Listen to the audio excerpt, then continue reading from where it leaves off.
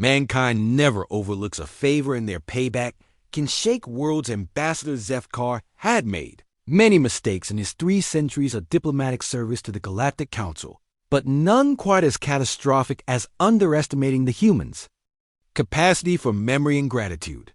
It had been 47 standard years since the incident on Kepler 442b, a minor mining world on the outer rim that most species have forgotten existed.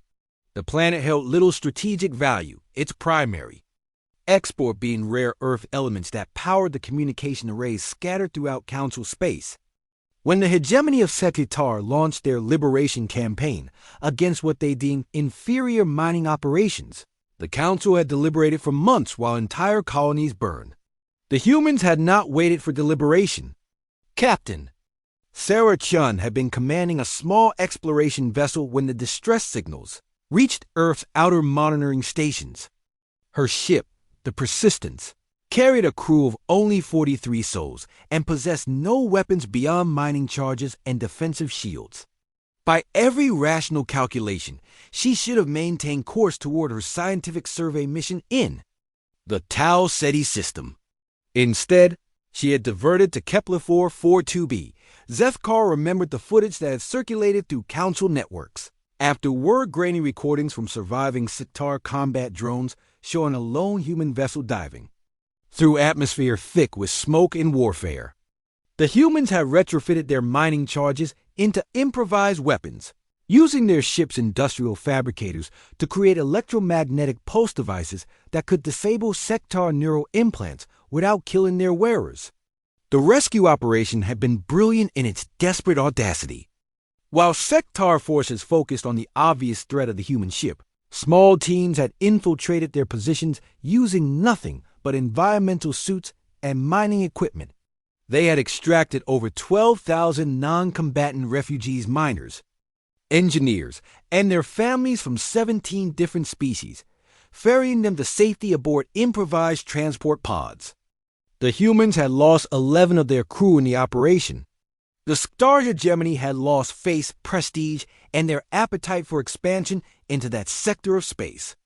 Most remarkably, the humans had asked for nothing in return.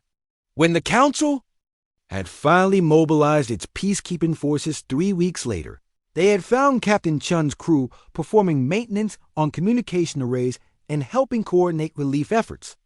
The humans had politely declined offers of compensation, stating simply that it was the right thing to do.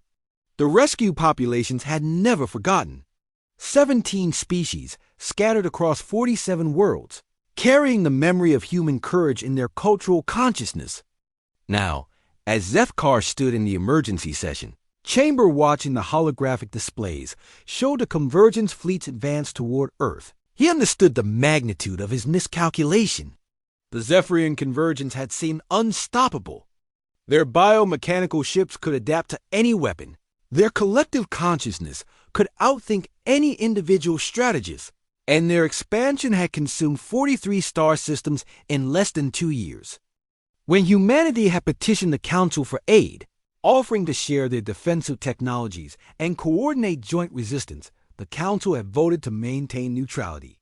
The convergence had made it clear that interference would result in total annihilation. Zefkar had cast a deciding vote. Humanity is a young species, he had argued before the assembly. They lack the patience for proper diplomacy. Let them learn the consequences of their aggressive nature. Perhaps survival will teach them the value of measured response.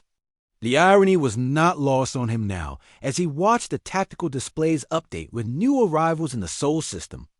The first had been the mineral guilds of Kepler 442b, every asteroid mining ship and ore hauler they could spare, their cargo bays retrofitted with railguns and particle accelerators.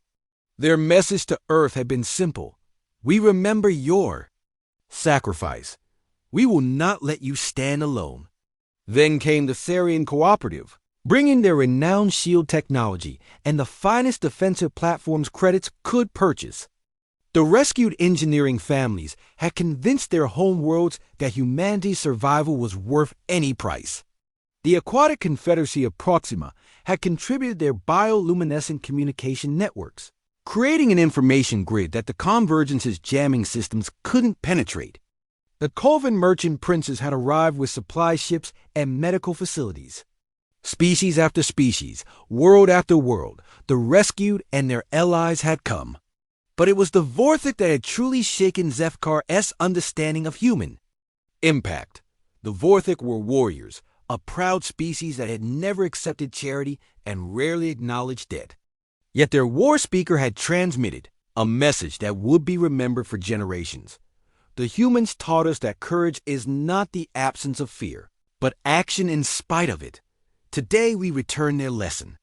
300 Vorthik dreadnoughts had translated into soul space, their thermal lances charging for battle. "Ambassador," his aide whispered, "the final count from Intelligence Division." Zefkar looked at the datapad, his respiratory slits fluttering in what his species considered deep shock. Over 15,000 vessels from 47 worlds had gathered in defense of humanity, the largest volunteer fleet in galactic history, unified not by treaty or trade agreement, but by memory of a single act of selfless courage decades past. The Convergence fleet had arrived expecting to face a single species' desperate defense. Instead, they found a wall of shields, weapons, and resolve that spanned the breadth of known space. The battle lasted 6 hours. The Convergence for all. Their adaptive advantages had never encountered an enemy that fought not for territory or resources, but for the preservation of an ideal. When their bioships attempted to corrupt communication networks, the Aquatic Confederacy's organic systems proved immune. When they tried to overwhelm defensive positions, Vorthik tactical doctrine honed by centuries of warfare turned their numbers against them. But it was humanity's own contribution that proved decisive. Captain Chun, now an admiral, had been developing something her species called kinetic resonance weapons, devices that could disrupt the Convergence's collective consciousness by introducing calculated chaos into their neural networks. The weapon had never been tested on such a scale. Chun had deployed it anyway. As Zefkar watched the Convergence fleet scatter in disorder, their collective consciousness fragmented by humanity's final gambit, he reflected on his species' ancient proverb: "The blade that cuts deepest is often forged in kindness." The humans had spent 47 years unknowingly forging the greatest alliance in galactic history, one act of courage at a time. They had invested in relationships rather than treaties, in gratitude rather than legal obligations. And when the darkness came for them, the galaxy had remembered. In the aftermath, as celebration transmissions flooded council space, Zefkar submitted his resignation.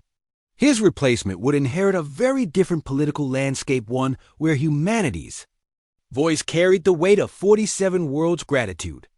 The humans, true to form, were already organizing relief efforts for worlds damaged in the Convergence expansion. They seemed genuinely surprised by the scope of support they had received, as if kindness was simply their natural state rather than a calculated strategy. Perhaps Zefkar mused as he prepared his final diplomatic pouch. That was exactly why it had worked so well.